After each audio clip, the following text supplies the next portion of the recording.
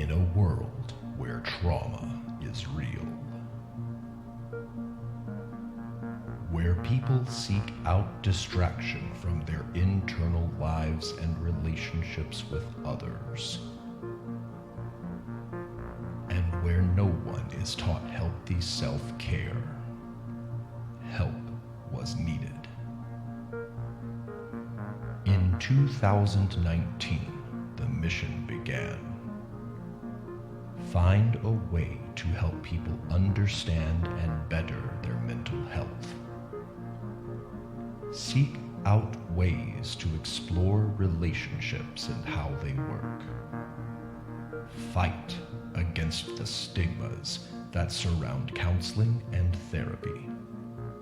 And, most importantly, do all of that so you don't have to be a therapist to understand it. Hey everybody. Welcome to Season 2 of Therapist Theater. I'm your host, Josh Treese. I'm a practicing therapist in Music City, USA, and every week a guest therapist, counselor, or social worker joins me here in the theater to talk about a movie that we've seen and what relationships or mental health issues it highlights. Today's guest is Dr. Andrea Sheffield. Andrea is a therapist in Smyrna, Tennessee, who focuses on restoring trust and increasing intimacy and connection in couples' relationships. She also provides assistance to individuals experiencing depression, difficulties adjusting to life's changes, crisis, and trauma. Thanks so much for downloading today's show. Make sure you subscribe so you don't miss any future episodes. And while you're doing that, help other people find the show by giving it a 5-star rating and writing a review for it in the podcast app. Now, your father was captain of a starship for 12 minutes. He saved 800 lives, including your mother's and yours. I dare you to do better and dim the lights, raise the curtain, and start the previews. Welcome to the theater.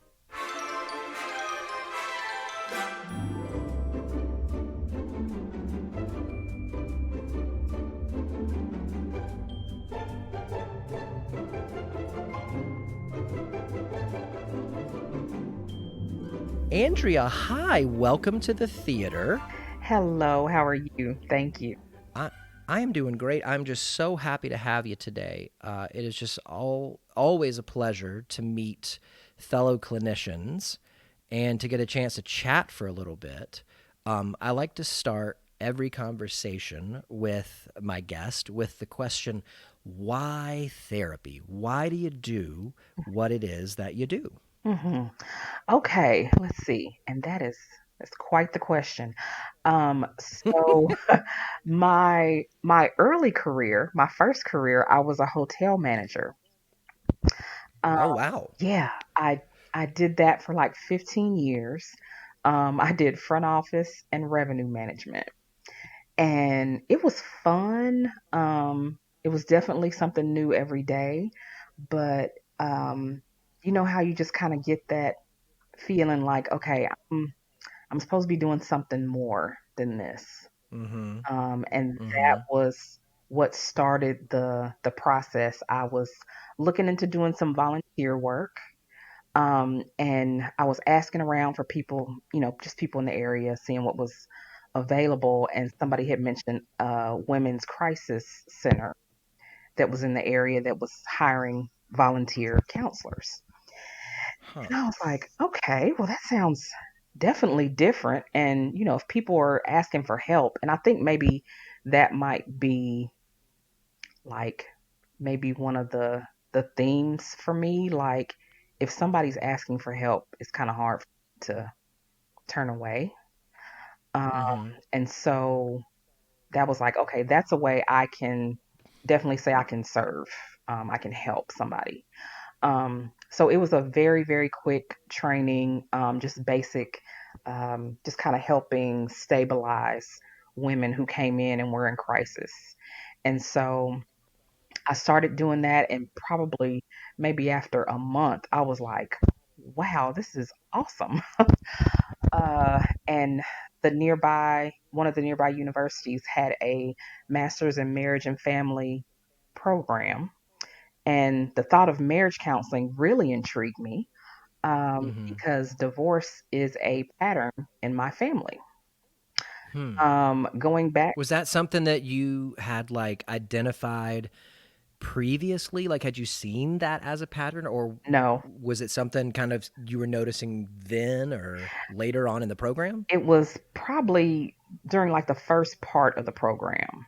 Um, Okay. because of course one of the programs, the classes you take is divorce and post divorce. Mm-hmm. Um, and so, during taking that class, I was like, wow. And you do your own genogram.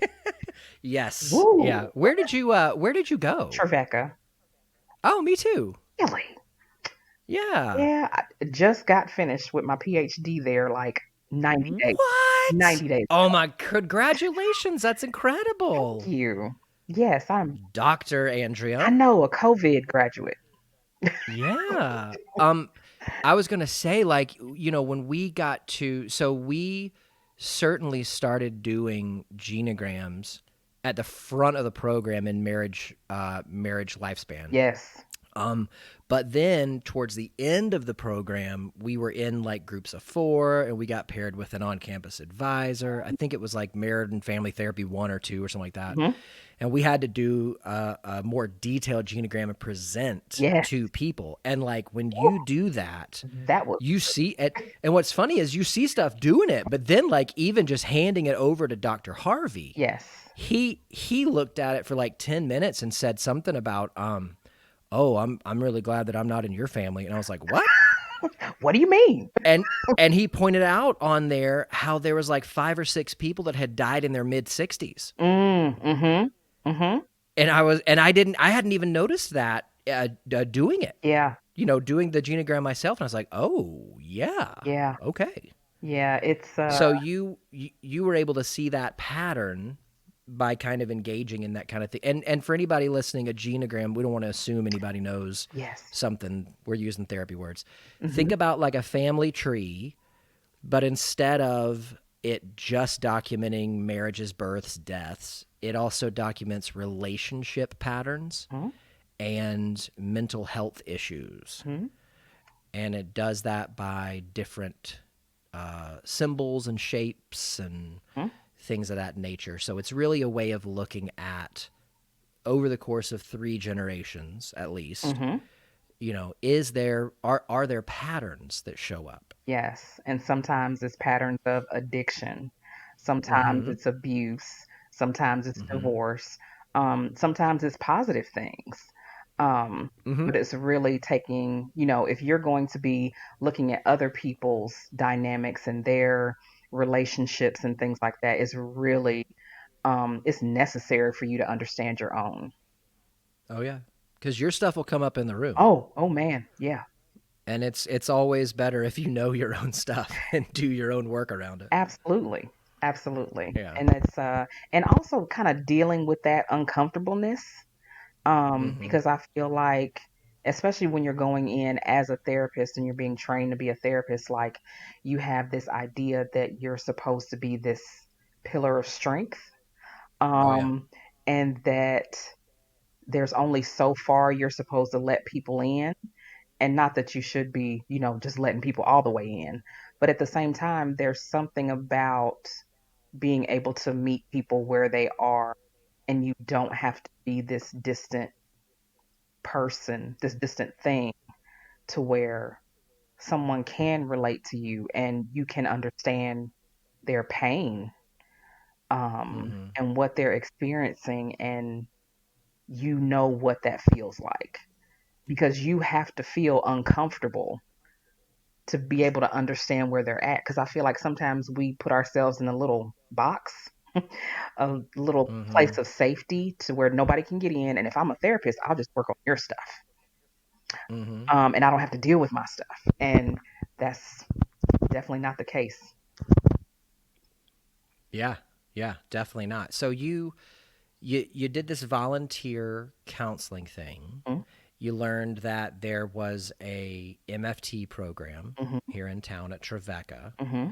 Um, that's quite the step of faith to go from managing a hotel to entering grad school. Yes, yes. And I was really at a at a place where it was like, I feel like I've gotten as far as I'm going to get with this.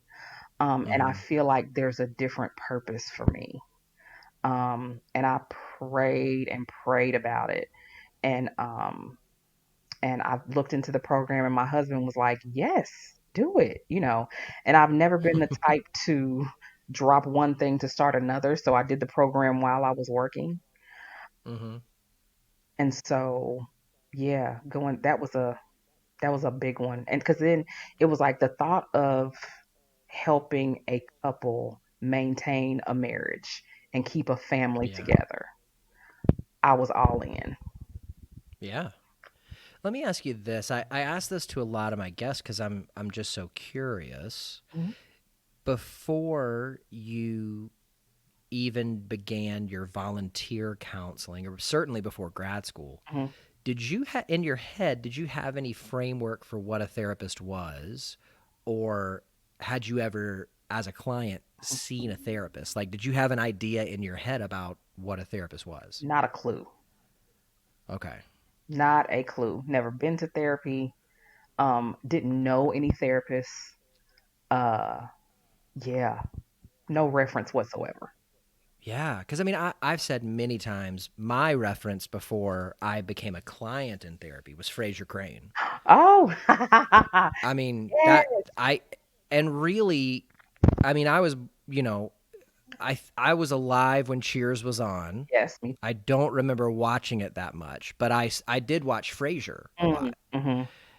And by the time he got to Frasier, he was on the radio show. So really what he was doing was just advice. Yes, yes. And so my framework for a therapist was you go see somebody who gives you advice, Mm, which of course, like you and I know, that's not what it is. right, right. But the way that that worked against me in my life was when I was a teenager and my parents got divorced. Hmm. There was maybe two times when people said, maybe we should find somebody for you to talk to Mm, in that way. hmm. And my teenage mind, and I can't even say I actively like cross reference that against Frasier, Hmm. but the way that was said, the way I heard it, let me take responsibility for my part in it. The way I heard it Hmm. was, maybe we should find somebody for you to talk to. That felt very top down to me, like Mm, there was something wrong with me. yes. And so of course, like I push back, defensiveness. I'm not broken. I don't Mm, need anything like that. hmm. But then even when Fraser Crane would come into my mind, then Hmm. it it wasn't what I wanted or what I needed. I didn't want or need advice. What I wanted was just somebody to listen. Yes, yes.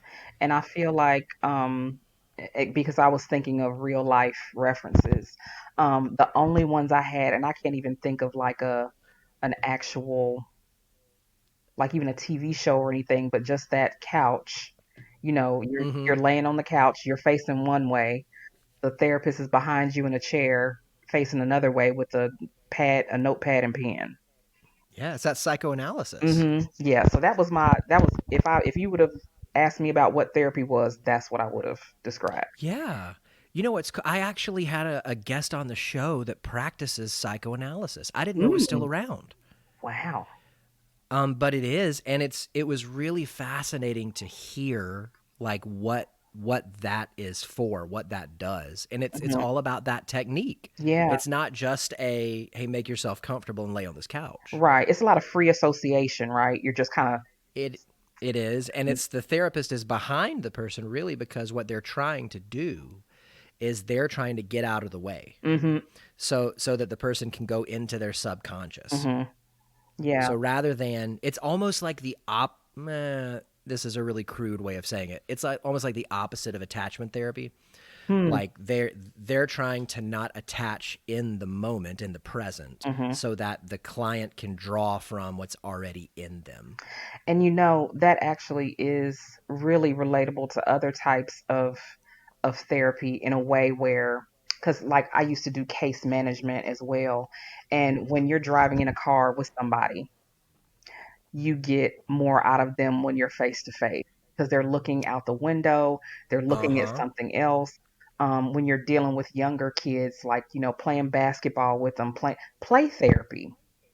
Yeah. It's the same concept. So I can see why it still works. Hmm.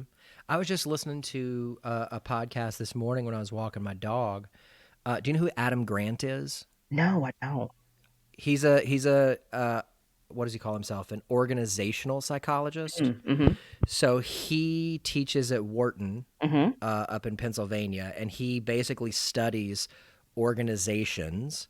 And he says that it's his job to find out how to make work suck less. Mm, So he studies that's a like great job. teams and organizations and processes and things like that. And he's written, I want to say 3 books, but he's Mm, got this podcast called Work Life. And on one of them, it was all about loneliness, hmm. specifically loneliness experienced from working from home because of the pandemic. Mm-hmm. Yes. And he was talking about how, and I think I've read maybe 3 or 4 articles about this, but how now that we are kind of leaning more into video conferencing, Mm-hmm.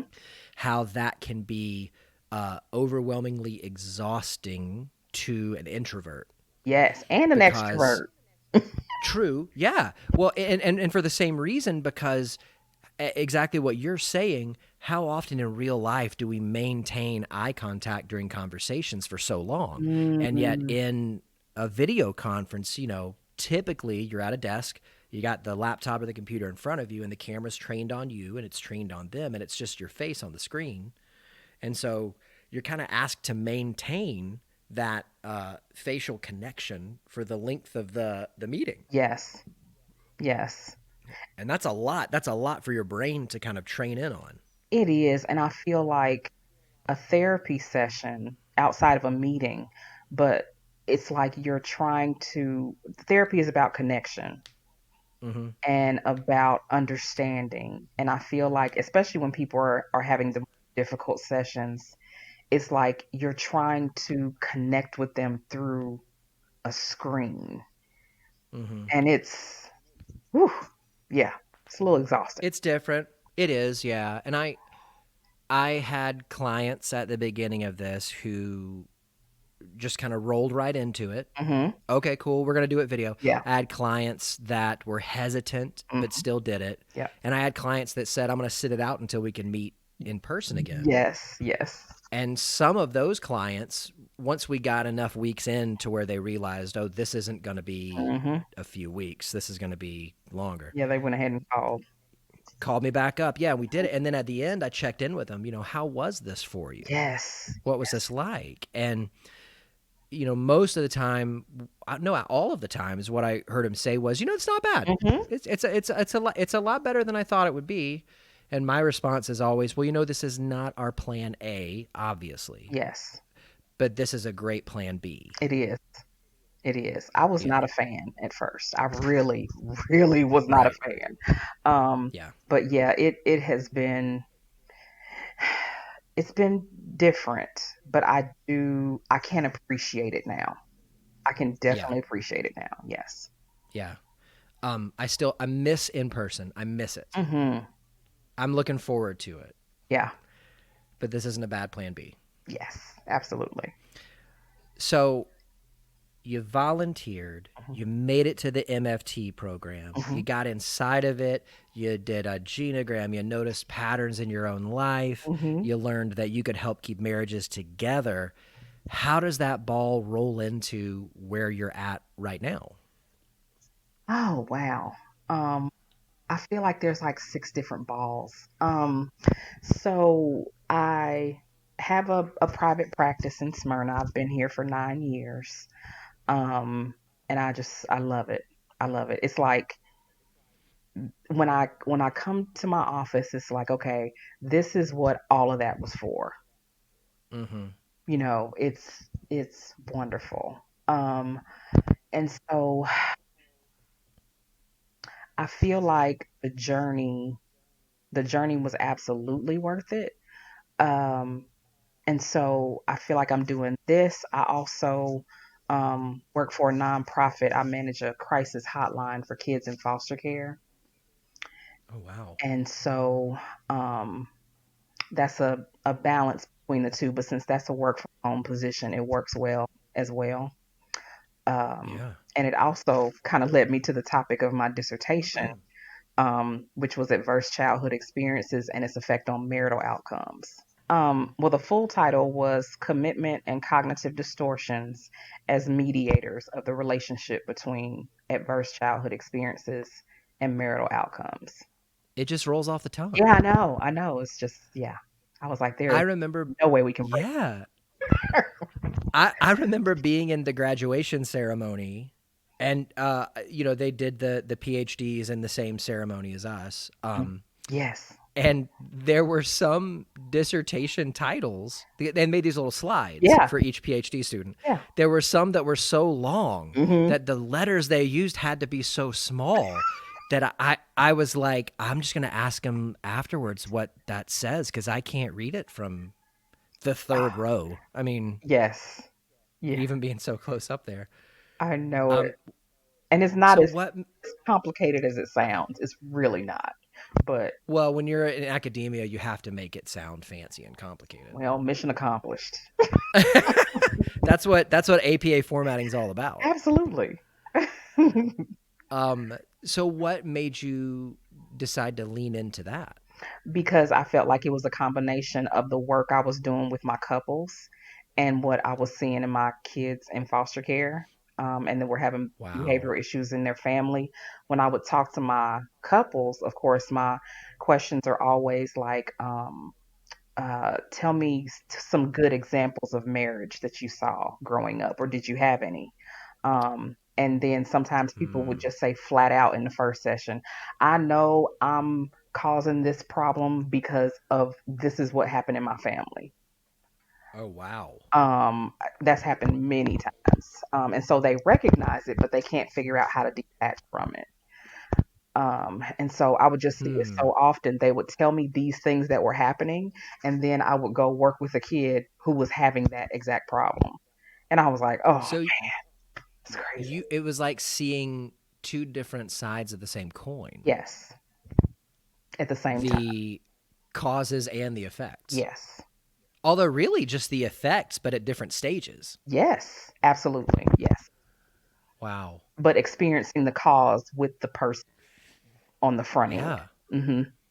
Um and is that still where your work is right now? Just with the same stuff? Well, my work, because I still work with couples, definitely. But the Mhm. with the crisis line, it's more like triage, like they're having behavioral issues, and how do we get them de-escalated to just keep them stable for the night, and then you take the next call. Oh, So so then this is not the children calling in. sometimes it is. Okay. I would say probably 70% of the time it's the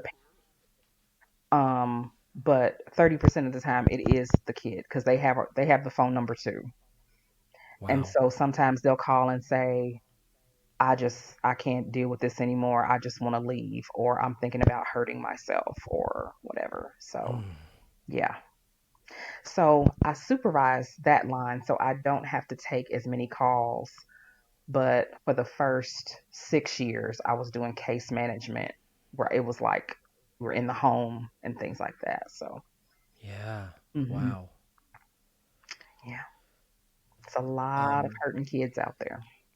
so you're just basically a superhero. That's what you're telling me.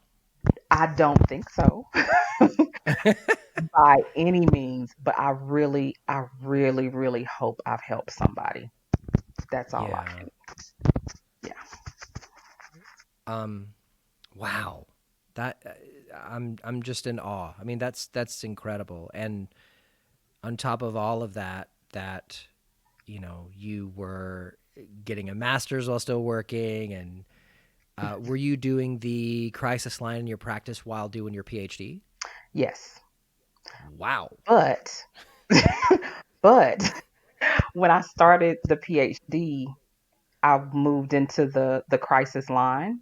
And so it was like I worked 3 nights a week and it was 12-hour shifts. And so 3 nights a week. I can work that out. That's fine. Especially when coming from case management, you would get calls after hours. You would, still have stuff to do after the hours that you were supposed to be working. With Yeah. with this, you are working this time to this time, and that's it. Yeah. Yeah, I think that doing uh, tough things is always made a little bit easier when you know what to expect because there's regularity. Yes, yes, and there was a Because lot because of it irregularity with the case management. yeah. Wow. So I've Um always worked and went to school. That's like all I've done that my entire life. So doing two at the same time, it was not out of the ordinary at all. it might not have been out of the ordinary, but I can only imagine how challenging it was. It was, but my husband was Yeah. very supportive, and yeah, it was good. Well, that helps. That helps, yeah. Well, let's talk about a movie. What movie did you bring for us to talk about today? Okay, so I chose Star Trek 2009. Yeah, the I guess remake. Although More like really, a prequel almost. yeah, well it's like a sidequel because it actually spins off into an alternate timeline. Yes. So it's like, hey, let's take these characters Hmm. from the old series and old movies, and then let's put them in new places Hmm. to kind of go into to new frontier, Yes. places where yeah. So what made you pick this movie? Okay, so it was like not even close to what you would consider a movie about myself. That was number one. Um, Number two was I really like Star Trek, um, and Star Wars, and I'm like kind of Ooh, in sci-fi, really kind of like it. yeah, So, yeah, so it just kind of fit into something that I like legitimately enjoy and I consider entertainment, but there's also pieces in there that oh relate. yeah. Hmm. That's the best kind of stuff.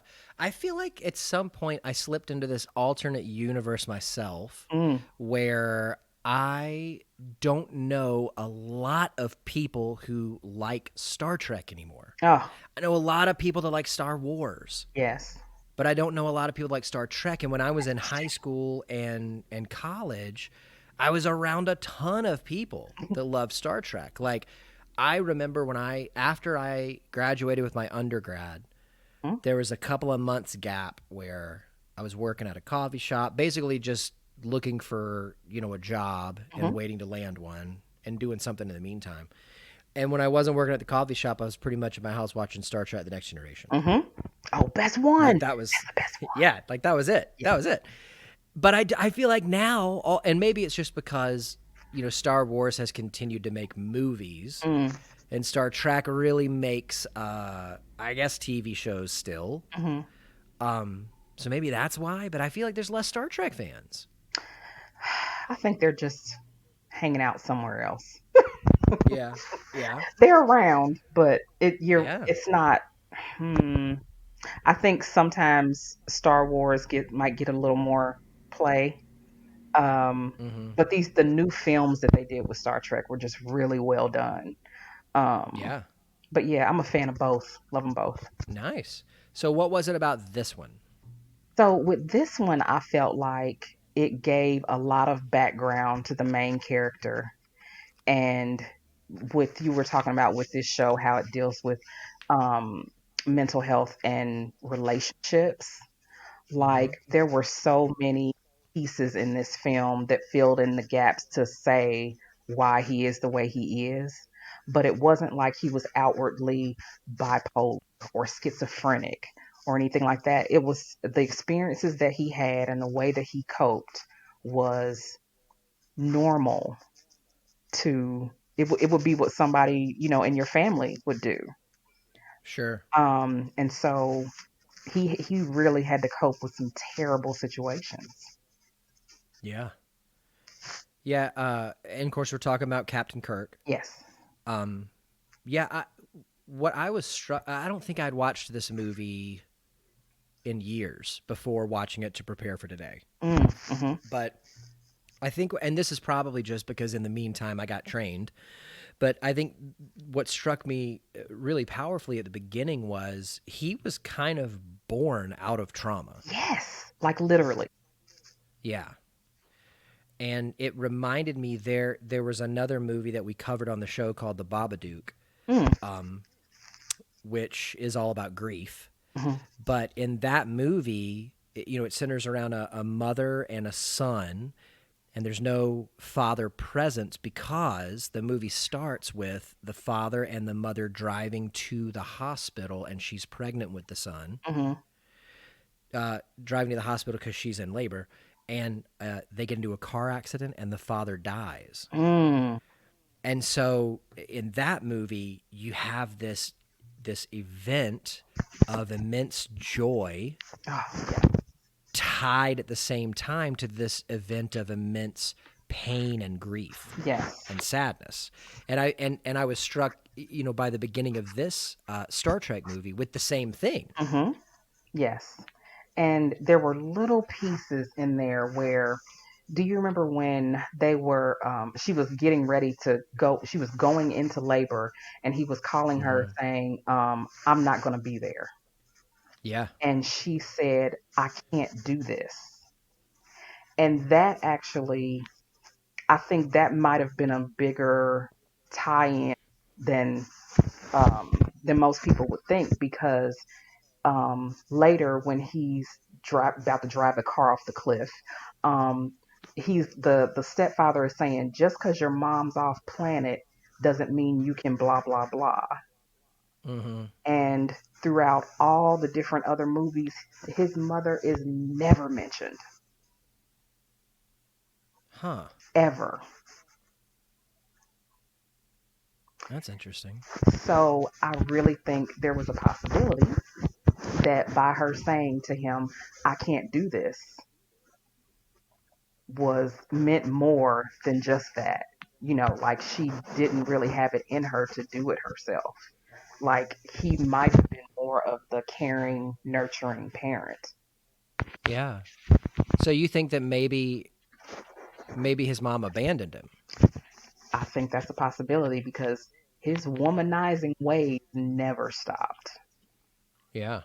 He never committed. Really, I don't even know if you could say womanizing because he gets with a lot of aliens. Right. So I Well, mean, I true. Very true. But his lack of committed relationships with the opposite sex was, he just went yeah. from one to the other. Well, so let me ask you about this, because this was something I was thinking about as I was watching it this morning too. Hmm So Kirk is born of trauma. Really, the only way that he is born is that his dad decides to sacrifice himself Yes. in steering the starship so that everybody else can escape. hmm The next time we catch up with him, he is, I don't know, 11, hmm 12, Yeah. somewhere in there. And Mhm. he's stolen his stepfather's car, Yes. which looks like probably some kind of classic Corvette. It's some kind of hmm convertible. Yeah. Uh, Barely sees over the steering wheel, hmm foot, pedal to the metal, Turn going the 80, music up. 90. Yeah, turned up Beastie Boys, Yeah. and eventually drives the car off the cliff. So what we're seeing here is, and it's not really clarified, is this being done because he is acting out against his stepfather? Like, maybe his stepfather grounded him, and so he's trying to, hmm hurt him because you hurt me. Or it seems like if we take into context the rest of the movie, hmm that there is this, I don't know, disregard for his own safety and stability. Yes. Yes. Because some of the things that I had noted was his impulsivity, rule breaking, defiance, um, and almost self punishing in a way. That's what I was kind of wanting to ask you about hmm was there this like element there of maybe I'm in pain. Mm, So if I keep putting myself in situations where I could, I mean, let's call a spade, get killed, mm, then there's a chance that I don't have to feel this pain anymore. mm-hmm. Yes. But it's always, always at the very last minute he would pull himself back. So is that like a extreme version of self-harm or something? Like I just want to feel something and this Mm-hmm. gets my juices flowing? Yes. Yes. Get that Wow. adrenaline flowing, and I think he craves attention, um, but not necessarily Mm-hmm. connection, because the connection isn't safe. So it's almost like an Oh. anxious attachment. Yeah. I remember um, somebody saying to me one time, we have certain needs that are bound to certain eras in our life. So, like, we have certain childhood needs that are bound to our childhood. Yes. And when we're adults, we no longer have those needs. Like, a child has a need to uh, feel doted on by their parents, like adored, appreciated, Mm-hmm. loved, things like that. Mm-hmm. And sometimes, if those basic childhood needs aren't met, when the person grows into adulthood, they're still looking to have that same childhood need met, Mm-hmm. but through other sources. So, like, that may be where, his womanizing comes in. Mm-hmm. Because, like you say, if mom did abandon him, or even if mom was distant, like she was physically there, Mm-hmm. but not emotionally, he's still looking for that adoration. He's still looking for that appreciation and connection in other women. Yes. Absolutely.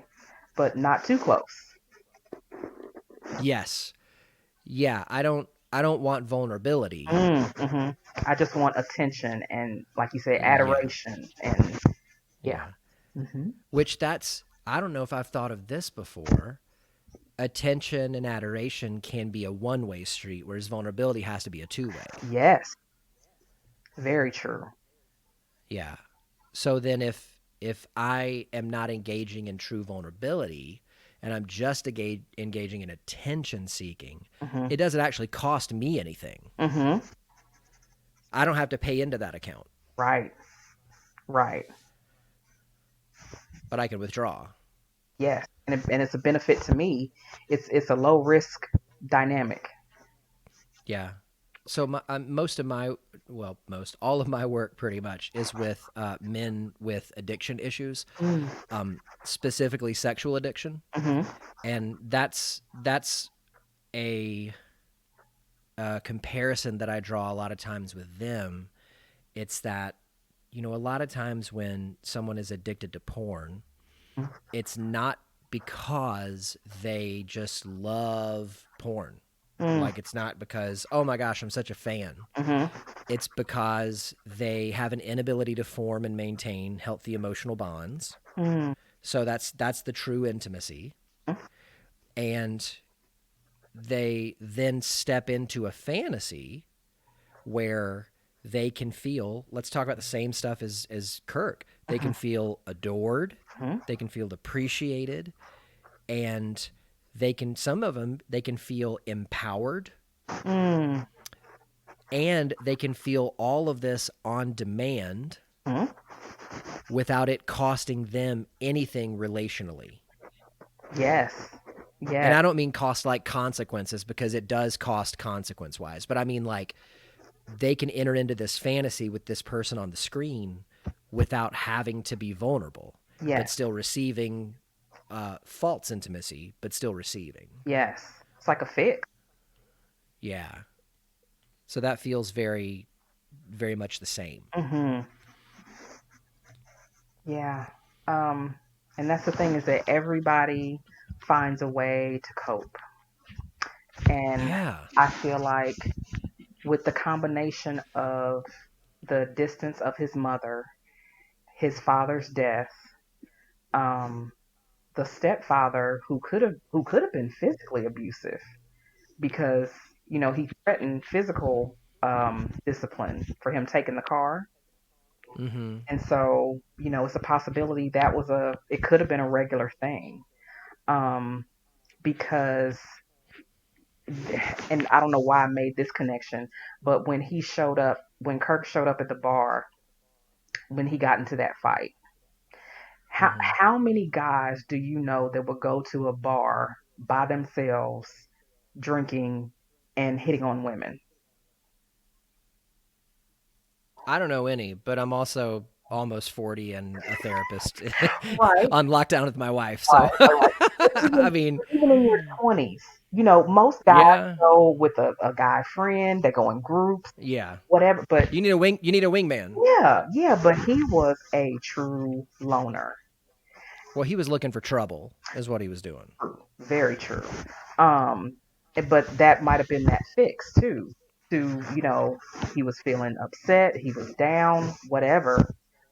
And so to feel something, he started that Mm-hmm. fight. But even to show up there, just not having those emotional connections of someone that cared about, that really, showed that they saw something in him, which was where the um the other That's where Captain Pike came in. exactly Yeah, where he came in to spark. um and that's one thing that I just feel like is related to, so even the different kids that I've seen and things like that, it's like that one person that believes in you can make a difference. yeah, So even though he's had all of these traumas and experiences and horrible coping skills, like, and he still maintained some of them, but he was able to not let his life just completely go. yeah. I think so. That makes a little more sense in light of the question I was going to ask you next. Was Captain Pike, when he approaches him at the bar, he knows who he is, Hmm. um, because he hasn't been watching him like literally, but he's been on his radar. Right. Um, He asked the bartender who he was. okay. He So I was like, missed I that was part. really shocked when the bartender told me who you were. Yes.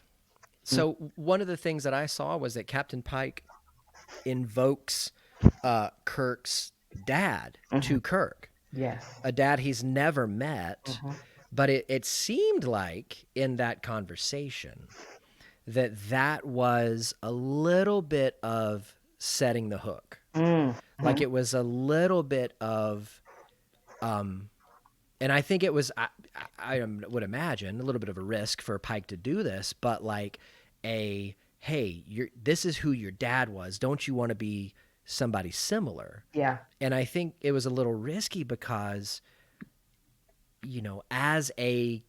as a kid who didn't have his dad around when I was growing up, Hmm. I know that uh, kids can really go not one of two ways, but they can go a lot of ways with how they view a parent who's not around. Yes. Yes. So like he could have invoked Kirk's dad's name, and Kirk could have been like, "Well, that jerk he didn't even love me enough to save his own life. So no, I Hmm. don't want to be anything like him." Hmm. Hmm. Yeah. And I think the way he did it was well done, of course, with a script, of course, but um it's like the situation he was in, the way he was viewing Kirk, he was going downhill anyway. So I'm sure he was probably just like, let me just say what I gotta say and hope that it matters, you know.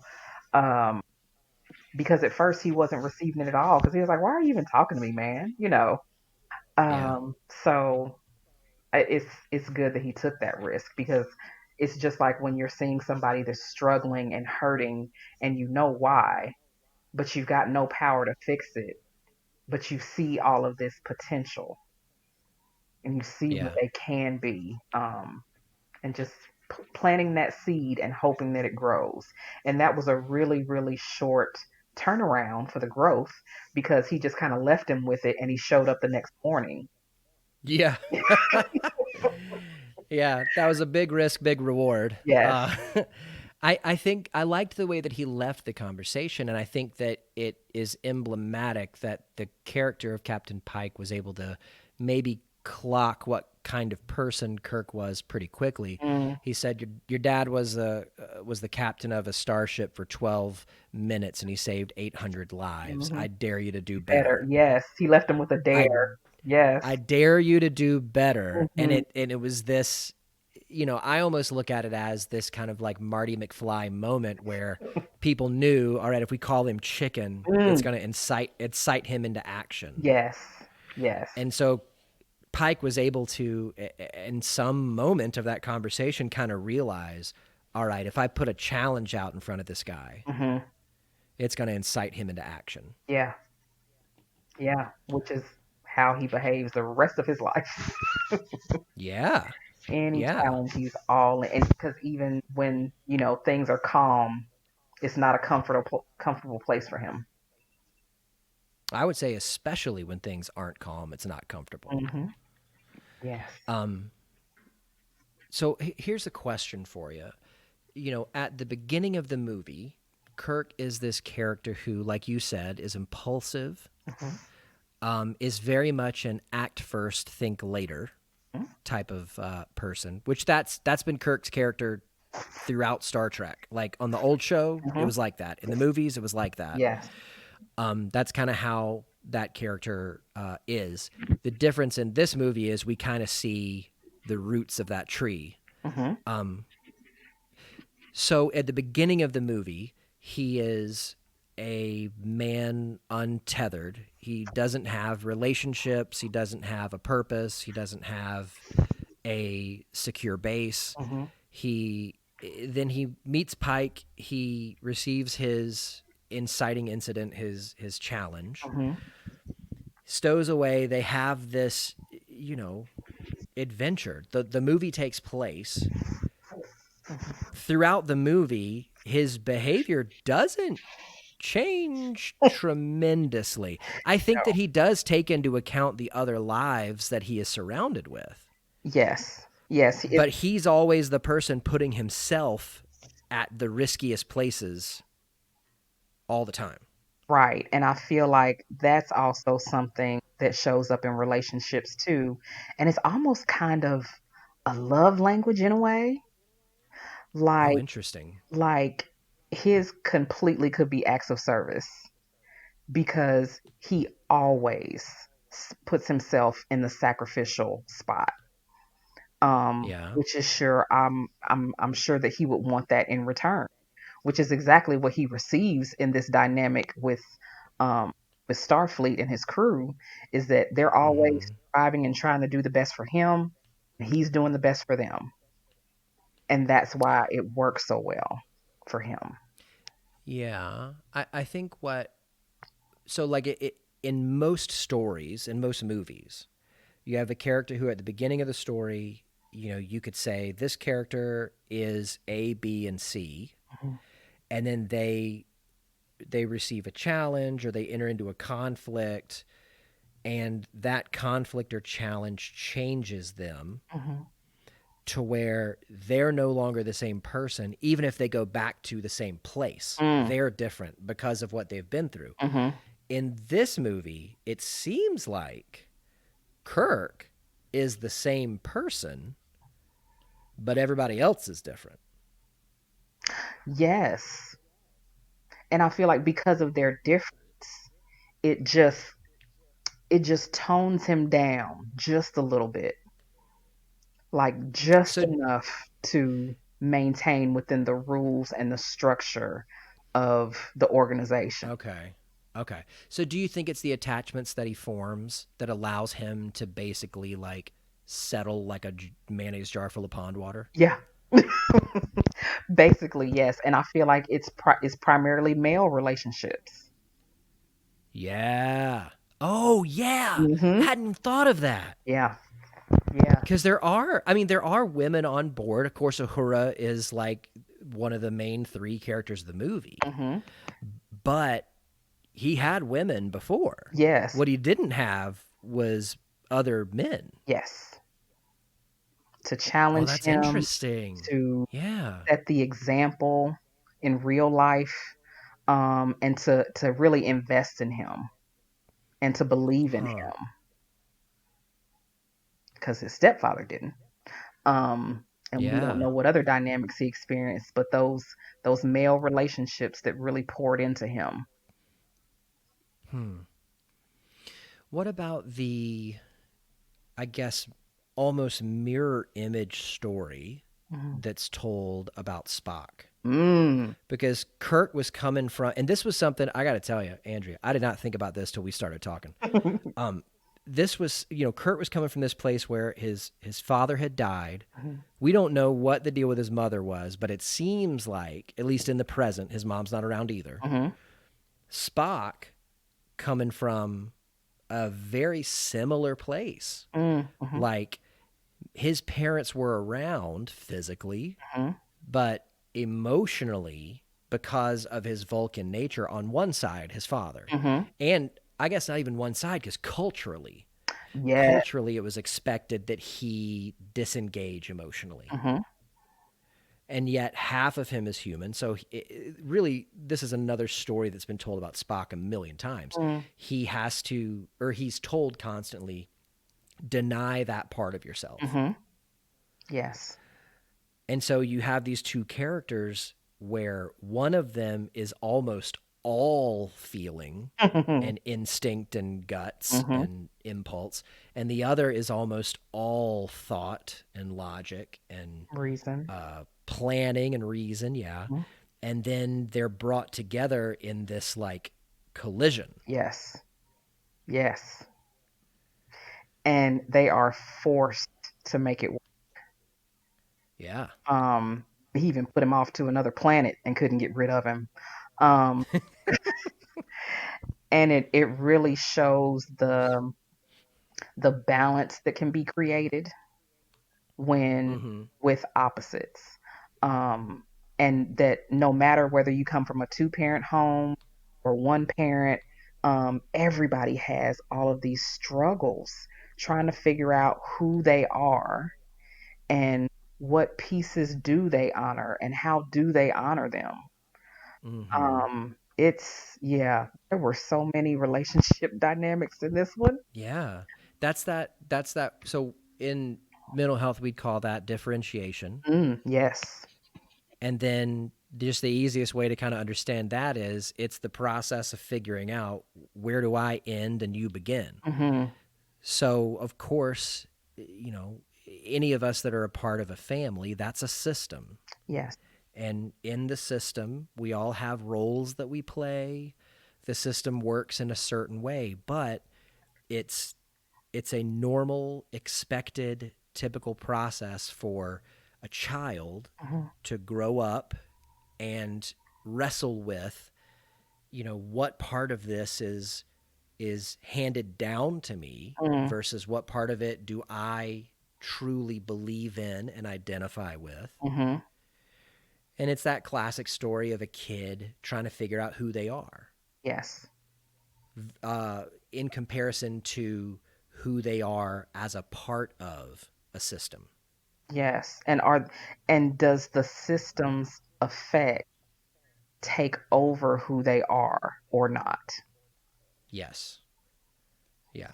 Are you free to be your true self inside of the system, Mm. or do you have to change to fit in? Mhm. And even when Or, you leave the system, yeah, they yeah, were in space. And yeah. their family dynamic still played a role in who they are, how they responded, how quickly they responded. Um, it doesn't go away, but it's up to you to determine how much you allow it to drive. Are you gonna have it in the driver's seat or are you gonna have it in the back seat, just kind of giving its input occasionally? Yeah. What's interesting too is that like Spock, it it seems like based upon the little bit of flashbacks we get of him Mm. that he was, if not being true to himself in how he interacted on the Enterprise, he was certainly being true to what expectations had been placed upon him growing up. Mhm. So like I guess, like, had assimilated and become a part of the Vulcan system, Mhm. whether it's his family or in his education. Whereas Kirk had really spent his childhood not trying to fit in like Spock did. Yeah, Spock was rebellion. really trying to fit into the Vulcan kind of thing. Yes. Kirk was doing the opposite. He was trying to stand out as much as he could. Hmm.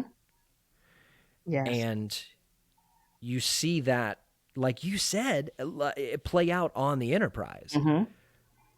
Like Spock's not trying to cause waves, even though he does, because everybody thinks he's a butt. Right. But He's trying to maintain he's just order and balance. he is, yeah. Which usually I find in my work with clients, if a real person is displaying that amount of control, Mhm. need for control, it's because there's a very big fear presence in their life. Yes. Yes. And Because I think and have said the natural human response to fear is control. mm-hmm. Yes. Because every fear at its base level has an element of feeling out of control. And that's the thing, is that I feel like both of them were responding out of fear in the opposite ways, Oh, tell me about how Kirk was doing that. because he was terrified of what was going on in his life. His father was gone, his mom's distant, Lord knows about the stepfather. And Mm-hmm. so he's got no connection. He wants it, but doesn't know how to get it, who to get it from. He's in the middle of Iowa. you know, it looks deserted half the time. Um, and he just seems so alone and lonely. Um, because once he did find those relationships, he attached and did not let go for dear life. That's Um, true. so I feel like he was fearful of never having anyone. Hmm. How does that? So, I mean, this is a genuine question. So, if that's the root of it, Mhm. how does that work itself out in him for him to continue to put himself in harm's way? Because, like, wouldn't he want to do something to where he could remain and maintain those relationships? Um, I feel like by identifying Starfleet and getting and when he was assigned to this group, because him and the doctor connected immediately, so that was the first male relationship that was more stable. The um doctor who also is a giant presence of fear. Absolutely. And he was Yeah. he was trying to fix it. He was trying to stabilize him, whatever relation. He always tries to help. And I feel like that just might have been an inner part of him that was just always there, and if it's nurtured, it it just it flows for him, because he is a very caring and self-sacrificing person in general. And so the experience across the academy was 3 years, and Mm-hmm. so they skipped over that. So just being able to maintain, study for his classes, interact with people, and build these relationships with that core group of people who ended up on Enterprise, that started his connection, trust. And I'm sure over time, and even in those the test simulations and everything like that, they didn't have to have his back during that time. Um, they could have over time just been like, man, I can't, I don't want to be your friend. I don't want to be around you. But they always Mm-hmm. maintained the flow between them.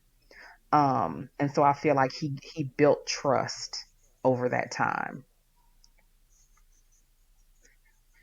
So then that just goes back to what I was asking though. Like, is it just he? And I guess it's like a weird mirror way, like just values those relationships so much that he wants to fight for them. Yeah. Is that it? Like, I feel like the risk of Starfleet itself was like life or death all the time, right? yeah. I feel like that's a piece of his personality as well. He likes the excitement, he likes the adrenaline rush. And so that fed one piece of him. But at the same time, everybody's life is on the line. And so he wants to keep those relationships and keep these people safe. But I don't think he would want it in the context of, you know, like an office or something like that. That was actually safe, you know? Yeah. With this job, he got the best of both worlds. And it might be too, because I think we're both kind of noticing these are the first significant relationships that he's had. Hmm.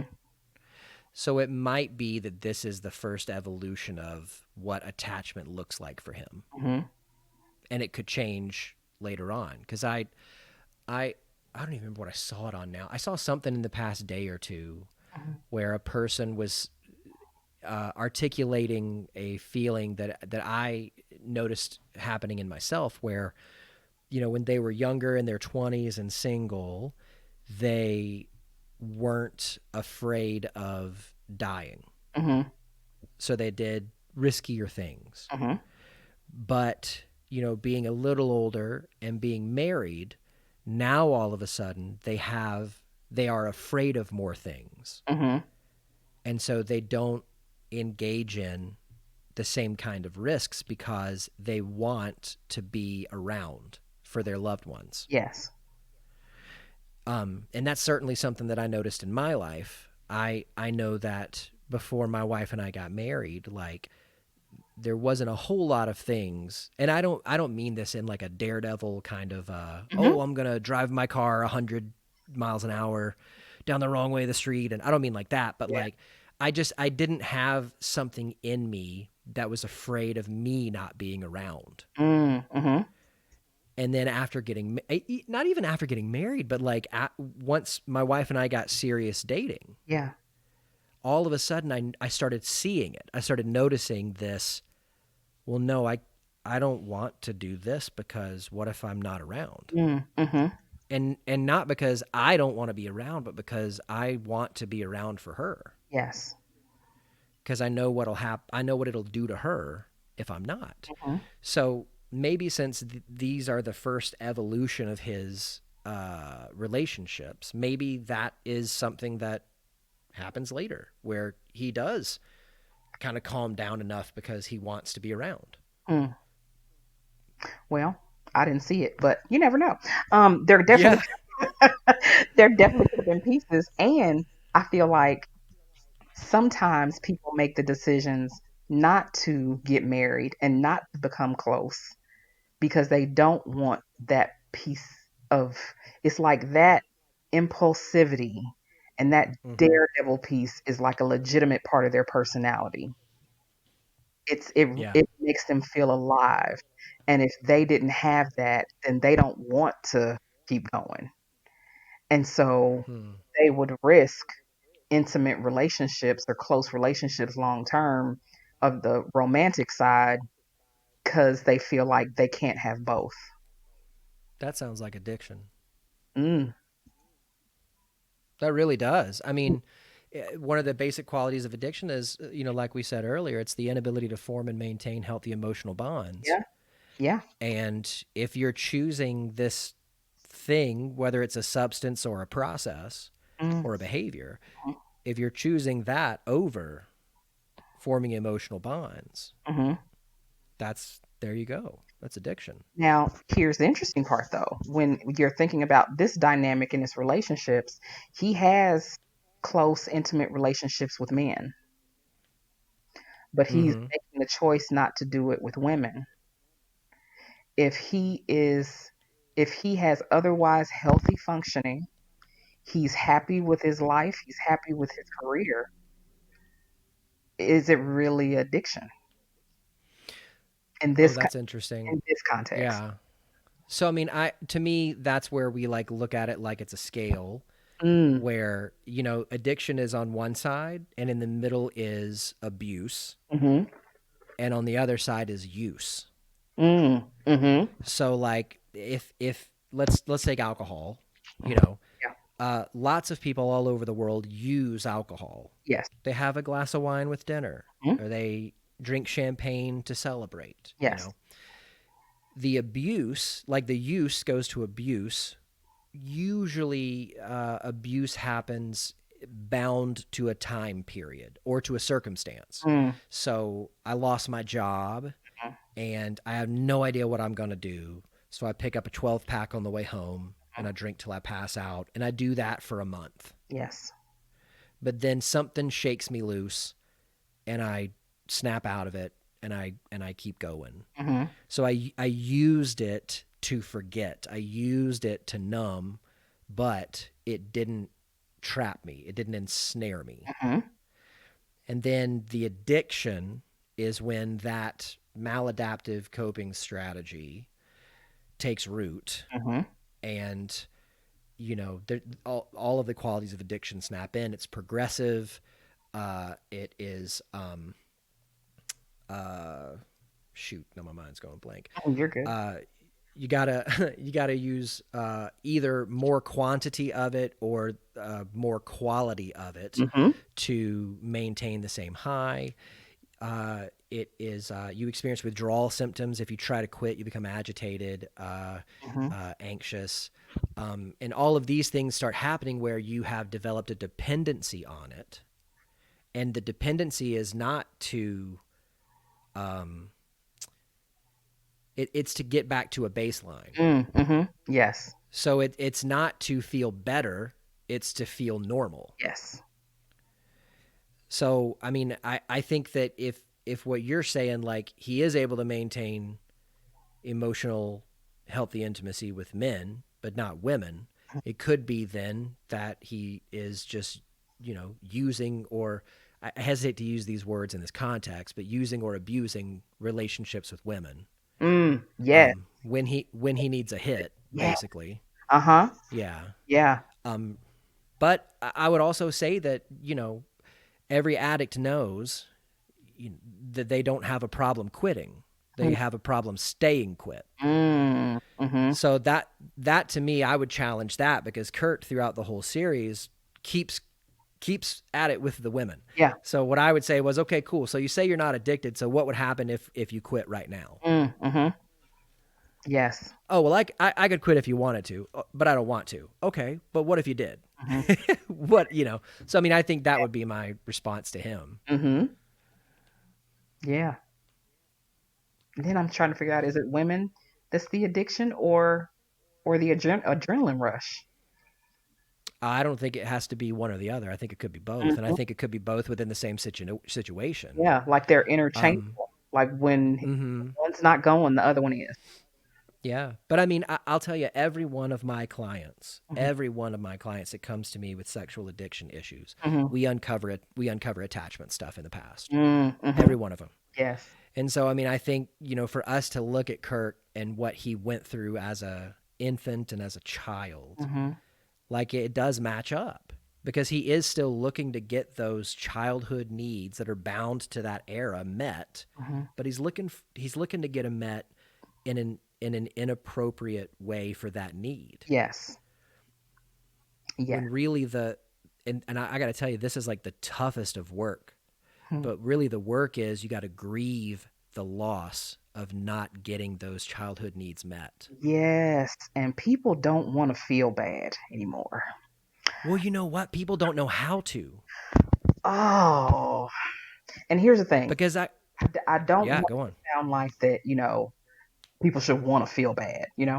Right. But it's like there's even as children now with the way parenting is with some, definitely not with all, but it's like they don't want the child to feel bad. They don't want the child to cry. They don't show them, okay, this is what we do when we're sad. It's okay to feel sad. It's always here. Just do this so you'll stop crying or you'll feel better or whatever. Yeah. And that continues. It's not an Yeah. acknowledgement of that feeling and that it's okay and it's normal and it's going to happen again. So this is how we deal with it. Well, a lot of people don't know that they will live through grief. Mm, A lot of people think feeling sad will kill them. And so they try their best to not. And I think, once we get to uncovering an attachment thing in my work with clients, and I bring up, you have to grieve the loss of that childhood need not getting met, Mm, the very next thing they ask is, well, how do I do that? mm-hmm. Because they don't know. That's true. And it's That's true. and it's one of those things where I found the first few times it was almost difficult for me to explain, Mm-hmm. because it's like a person asking you, well, how do I be? Yes. Yes. And so I really struggled at the beginning to kind of articulate it, but it was like, well, when you feel the feeling start to come, first step is just don't run from it. Yes. Yes. Don't distract Like, from it. yeah. And even if it's like you need to set a timer Mm-hmm. and just say, I'm going to allow myself to feel for 3 minutes. Mm-hmm. Do that for 3 minutes and then go cope, go get your distraction, go whatever else you need to do. And then next time, let's set that timer for 5 minutes. Mm-hmm. But it's a difficult thing if nobody ever taught you how to do it to learn how to do later. Mm-hmm. Absolutely. And pain and hurt and sadness are such good teachers because they're like spotlights that show what it is that we love, what it is that we care about. Mm. Very And sadness is that it's that message that tells us something that we loved or cared about it's gone or it's changing. true. Mm-hmm. Yes. But we've been sad before. We've Mm-hmm. experienced loss before, and we will be okay. Just like even Mm-hmm. today, with everything that's going on with social isolation and things like that, this is completely different. We've got no reference for it, Oh yeah. but Oh, and I said to somebody the other day, even like every single one of us, our Hail Mary, our last ditch effort when we don't know what to do in life, mm, has always been either we call up our parents and say, what did you do mm-hmm, when you went through this? Or we find an older person who's a mentor, or what did you do? No human yeah, has done this before. can't even Google it. So we're all, yes, that's another one. We just Google. Yeah. We're all on the same playing field here. We're all figuring it out together. Yes, yeah, and it's very very difficult because you know when people don't want to feel bad or feel sad or can't because they don't know how. When you're put in a context like this where everybody is for weeks on end, And we're all isolated. yes. Oh my. Yeah. Oh, it's a struggle. It's a struggle Yeah. for everybody. Oh, yeah. I spend half my time normalizing because Oh, yeah. it's normal. Yep. Mm, I've gotten to the point with clients where I now say, I know that I've said this before, but it bears repeating. We are in a crisis. mm-hmm, mm-hmm. And I like And those words are almost uh, have lost their meaning because we've been in it for so long, but it's still true. is, and I like to say sometimes I can't cure normal. Yeah. Ooh, that's good. There's no fix for this. Yeah. Well, let's shift gears. I was wondering if you could tell me something that you've learned from your clients. Mm. Um, Something I've learned from my clients is to give myself grace. Like it's almost like a I've learned the do what I say, not what I do format because Mm-hmm. I'm constantly telling them ways to keep them motivated and keep them, fighting the fight and staying in there and hanging in there and not being so hard on themselves because they would give if their best friend described the same situation to them, um, they would be like, "Oh my gosh, it's okay if you're sad. It's okay if you don't, get out of bed this morning and you just do one thing today, but for yourself, it's not acceptable." And so Mm-hmm. I've kind of learned to kind of like turn that mirror on myself and lower the expectations for myself as well. Huh. That's, yeah. That's interesting. And I think it's emblematic of how easy it is for us to offer grace to others Mm-hmm. and so difficult to offer it to ourselves. Yes. And it's so one of the things that I say on the show, and it just naturally flowed because I said it to clients and in my real life is if somebody is expressing something to me that is typical, like it's normal, Mm-hmm. I just say, well, it just sounds like you got a bad case of being a person. Yes. And you know, the good news is that it's a very inclusive group. There's about 7 billion of us.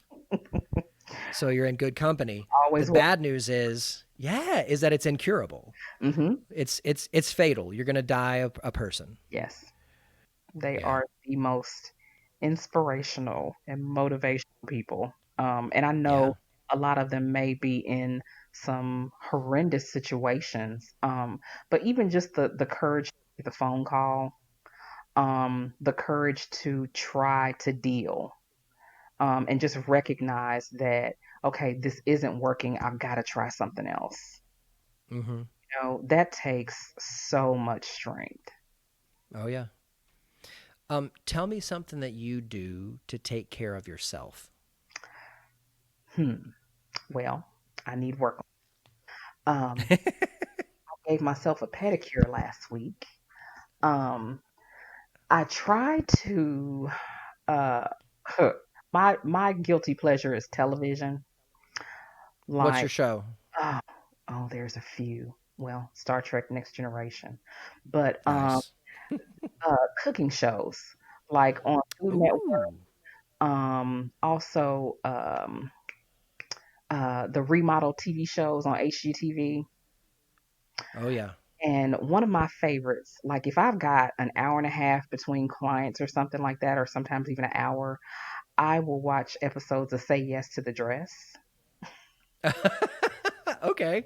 because I'm laughing not because of the show. I'm laughing because I used to make fun of my wife for that and then I sat down and watched it with her for a little bit amazing. and like 4 or 5 episodes in, she was like, "Uh-huh. Yeah. Uh-huh.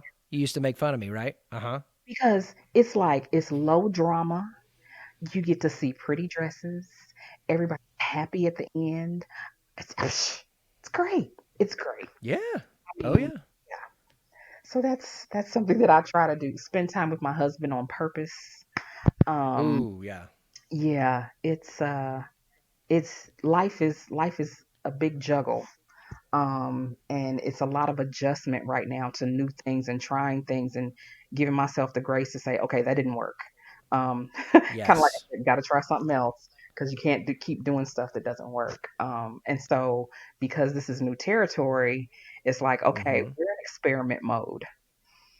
Uh, Yes. Well, so like you said earlier, you can't fix normal, yes. but the problem is that the world, like this normal version of the world now, it became this way without any of us really knowing that we were going to need to transition with it. Mm-hmm.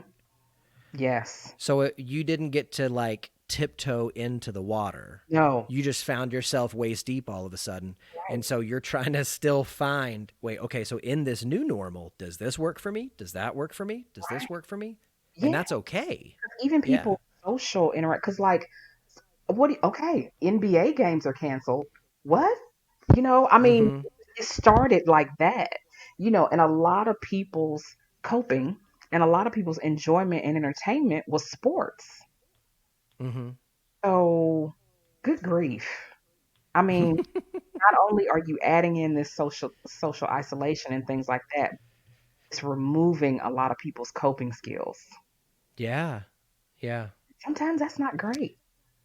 Sometimes. Oh, So man. let's say that somebody was listening today and they just feel like they could really connect with you and they would love to become your client. How can they get a hold of you? Well, I've got a webpage, www.sheffieldcounselingservices.com. And my email is listed there as well, info at Sheffield Counseling Services. I'm also on Facebook and Instagram under Sheffield Counseling Services. So I'm in Smyrna, Tennessee, And yeah, it's a little busy right now, as can be expected, but can Yeah. always figure out something. Nice. Well, I know that if I have a potential client contact me and I don't have room on the schedule, or maybe just their schedule doesn't work with mine, Hmm. I'm always happy to say, "Hey, can you tell me a little bit about what you're looking for and what you'd like?" Hmm. And I'm happy to give you a few names of people that I know and trust. Yeah. Yeah. So even if people can't make it work to come see you, I'm sure if they reached out, you know, that you would uh, maybe try to pass them a few names. Absolutely. I'm actually located within Therapy Suites of Smyrna. So there are 6 of us in this one location right now. Oh, nice. Very cool. Well, Andrea, I just can't even begin to tell you how much I've enjoyed talking with you today. Thank you so much for coming on, and I just appreciate everything that you brought, and thank you. I enjoy being here. Thanks for having me.